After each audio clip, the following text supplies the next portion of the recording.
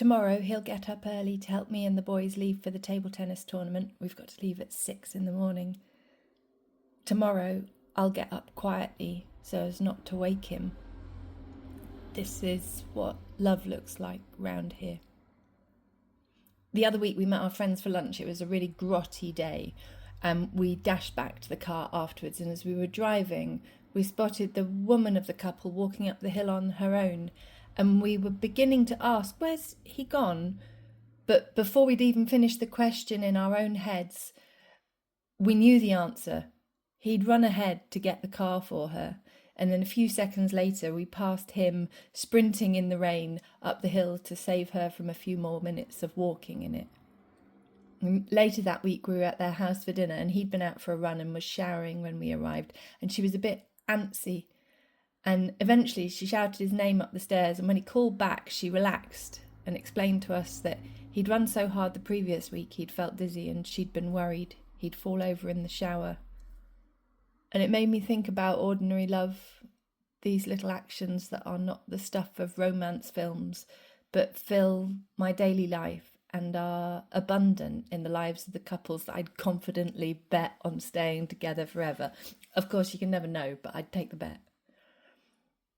4 years ago, I put an album on Facebook called When It Isn't Love, and it was an incomplete retrospective of the men who have loved me and who I have loved, and a comment on how hard it can be to call it when it isn't love. And this year I met a woman who told me she'd left an abusive relationship off the back of that album. I don't generally share my husband online. We're definitely not couples goals, primarily because I spend all my resources at work whilst he holds fort at home. I'm like a 1950s dad. I read the bedtime stories and leave the messy bits to him. But that woman and watching my friend run up the hill in the rain made me think about all that's ordinary to me. He is interested in my day, my life, my growth, my history, my friends. He gives me the benefit of the doubt always. He always presumes the best of me, even when I'm at my worst, and he always forgives me. He shares his time with me. He gives time to me to do things that mean a lot to me. He allocates time in the shared life of our family to things that matter to me. He considers my day, my future, my health, the house, my job, our cars, the sleep on my eyelashes in the morning. He values what has value to me, and he values things that don't. He values my feelings, my body. And for a lot of these, he values them more than I do. Coming home to him feels like returning to a place of safety with someone who will keep me safe. Being with him makes life easier. Seeing him is to know I have someone who will carry the load, whether it's like mentally complex stuff from work or just groceries from the supermarket. He always steps forwards to lift those things for me. And at home, behind closed doors, I live in some kind of fantasy land between consenting adults. In his eyes, I'm gorgeous, I'm charming, I'm endlessly funny, I'm always believed, I'm trusted, I'm beautiful, I'm loved, I'm adored. I hope he feels the same. Ours is not an exceptional love. It's an ordinary, everyday kind of love. It's real. And as the When It Isn't Love album attests, I've not had a direct route to this marriage. Knowing my neurotype has been key, but the foundation has always been how in love my parents are. Growing up, I witnessed that love firsthand, and knowing that a love like that is real and not a thing of films means that even when I've tried to hang on to duff relationships, part of me is keen for more.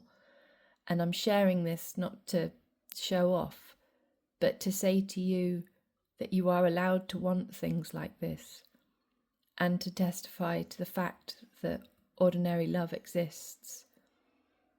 And it exists from both sides. I used to think it would grow if I did it alone, if I loved them well enough, forgave them, gave the benefit of the doubt, showed interest, turned up, all of those things. I thought I could love alone, and that if I just loved well enough, hard enough, I would hold them up and we would weather the storm together. But ours is an easy love. It takes less effort than not loving him. It feels like slacking off from life. We have a joint account, and when I buy the shopping, I tell the person at the till that I'm putting it on the half price account. And it's like that with life. It's half the effort with him. The pictures you're seeing, apart from this one, are all his, more or less. He takes beautiful pictures, and I like to think that if a dog poo bin is this beautiful in his eyes, then I must be stunning. Happy Valentine's Day, people. I love you. The album's been photos he's taken of us, the boys, me, the world around us. This is one I took of him. It's very him. It's eyes behind the camera, spotting the beauty in the world around him, thumbs up to the people to tell them they're okay by him. He often tells me people are... But I've never once seen him treat anyone like that. He's someone who will accept you as you are, how you are, always, and not ask anything from you. And I love him very much. But at the end of the day, that loving him very much wasn't the litmus test. It was how much he loved me and how well he loved me. Those are the things that make me think this is a love that will last all the life that we're given to share it.